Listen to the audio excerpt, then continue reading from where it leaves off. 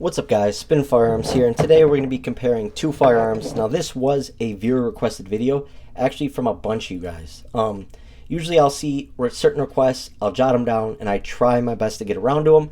It doesn't always work out the way I would like. I would like to be able to respond to everyone and fulfill everyone's needs, but it just doesn't work like that. But this is one that I caught because so many people have been asking for it.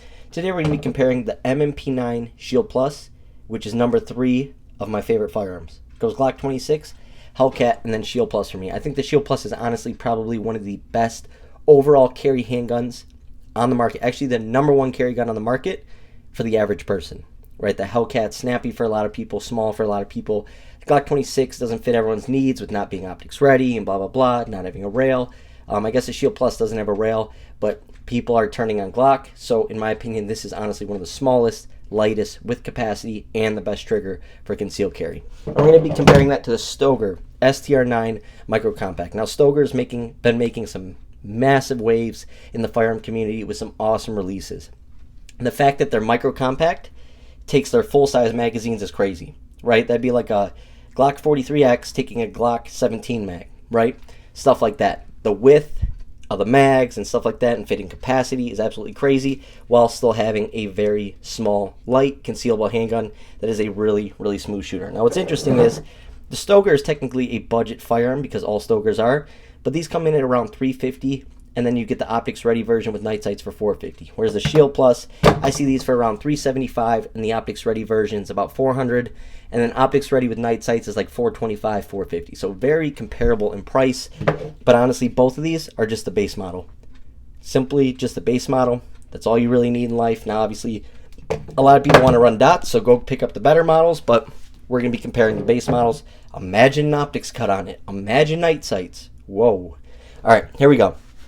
And because I do have the whole grip on there, because that's something I want to talk about is how these handguns feel in your hand, we will compare size with my Shield Performance Center. It's basically going to be the same width and length and stuff like that, right? Anyways, Shield Plus, this is a 10+1 setup with the flush mag, but they also have the 13-round mag that sits to about here, and then the 15-round mag, which is ridiculous and sits down there. And that's going to be your equalizer mag, right? And the equalizer mags weren't around for a while, but right now you can find them everywhere. So go pick up your 15-round mags for the Shield Plus. They're great to have at the range. Just not as good for carry, but some people do carry them, right? The number one thing about Shields for me is the grip. It just feels awkward in my hand. Like even my 40 Performance Center, I threw grips on it, but it still feels a little too thin in my hand. I put whole grips on all my other Shields. My other 3 Shields all have whole grips. And it makes the handgun just feel so good, so natural. A little bit thicker, but it fits your hand much better, right? The texturing is really good on the Shield Plus right out of the box. I wish they would have done something here, so I just threw on some grip tape right there. Not a big deal that there's no memory pads. I did get it with the safety because mine was cheaper with the safety, but Smith safeties are basically pointless. They just sit there. They don't move on their own unless you are messing with them, right? 3-dot sights, like I said, nothing special. I'm going to be upgrading to XS sights, but this firearm is Shield size, 10+1, so 3 more rounds than the original Shield. And they upgraded the trigger. They went away from the hinge trigger that a lot of people didn't like. I don't mind the hinge trigger, but I do like the new flat face trigger way better. It was very smart of Smith to do. Check this trigger out, right? It's light, it's crisp, it's clean, it's tactile, it's predictable.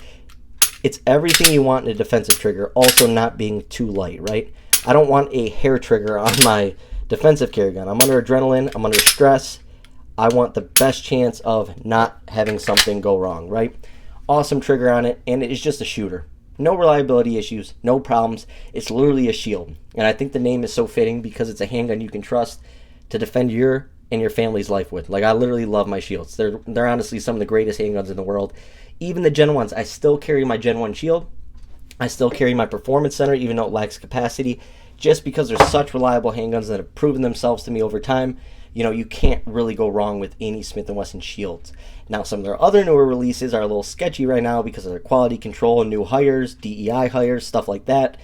But the Shields tend to run. And like 3 or 4 million of the original Shields have been sold. So absolutely crazy. But the new guy to the game, right? Stoeger. They've been dropping some, budget models. Normally they're shotgun only. But like Mossberg, they transition into the concealed carry market. And I love it. More competition, the better products you get, the better pricing you get, the better options you get. Not every firearm works for everybody, and it's just simple. Yes, you can make it work, but a lot of people just want to find that right pistol for them. Stoeger has a ton going for it, ton of features, right?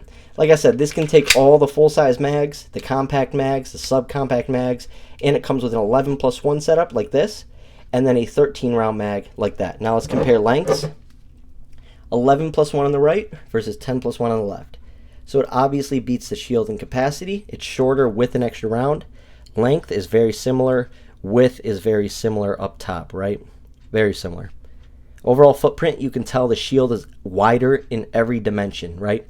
Your frame right here this way, up top it's longer, and it's wider right here, right? So this is a very slim handgun. Now obviously it's safety checked and cleared part of the video. And another thing I want to point out is Smith & Wesson has some of the best finishes. I mean, they have the best finishes, especially on the Shield Pluses. The older finishes, like on this, isn't as nice, but it's still good. These are where it's at. Absolutely great. No rusting, barely any scratches show. It is an awesome, awesome finish. The Stoeger actually has a really nice finish too. I was very surprised compared to my subcompact and my compact. It didn't have as nice of a finish. This one actually turned out pretty well, but it is showing some wear pretty soon, right? The sights they gave, I would say get the tritium sights. I would get the night sights. I don't like the adjustable rear. It's sort of dumb, and honestly, it wasn't the most accurate at first until I learned it, but just regular textured blackout rear, white dot sight, and like I said, this is the base model.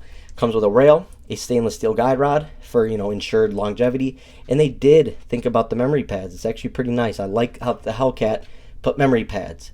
I like the Stoeger, memory pads, GX4, memory pads. It's just something to help you fight recoil and get a good feel.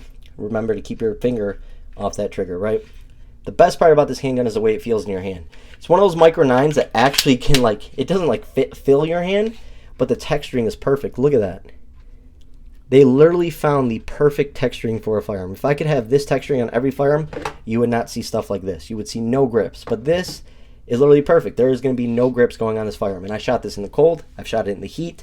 And it's great, great texturing. Honestly, pretty decent. Now, the barrel finish is absolute trash. It's starting to wear. Shield Plus, I don't know how many rounds it has. I haven't looked at my log, but no issues. I don't expect it to have issues. It's flawless through thousands of rounds. Whereas my Stoeger actually has one failure to feed, and I caught it on tape. That is actually up on my channel. But we're sitting at about 1,600 rounds with this thing with one malfunction. It's eaten Civil Liberty Defense and gold dots and a bunch of training ammo. But it did have that one failure to feed, I think at 550 rounds or something. But hasn't been that bad since. Could it have been a cleaning issue, an ammo issue? I don't know. Honestly, I do blame the Stoeger for that malfunction. But it's ran flawless since. Now let's get into that trigger. And racking it isn't the easiest. The Shield is so easy to rack. I mean, it's like butter. Whereas the Stoeger, if you have weaker hands or pain in your hands, it is a little more tense, but feels pretty sturdy, pretty decent overall. The trigger shape is actually decent. The Shield doesn't leave a whole lot of room for a gloved finger, but if you live in a cold state, the Stoeger does. So getting a gloved finger into this trigger guard actually is going to be pretty easy, and it comes with a rail. If you guys notice that Shield never comes with a rail, but no one complains about it. Everyone complains about my Glock 26 not having a rail, but Stoeger threw a rail on there. The number one downfall is holster selection. This has no aftermarket support yet. A couple holsters here and there, but not a lot of aftermarket support. It is going to come with the more people that buy it, right? But let's get into that trigger pull. And whereas the Shield has every holster you could ever imagine, every caliber, every clip, every size, literally everything you can find for a Shield. So that is a massive benefit of the Shield. Anyway, Stoeger is a really nice, crisp, clean trigger.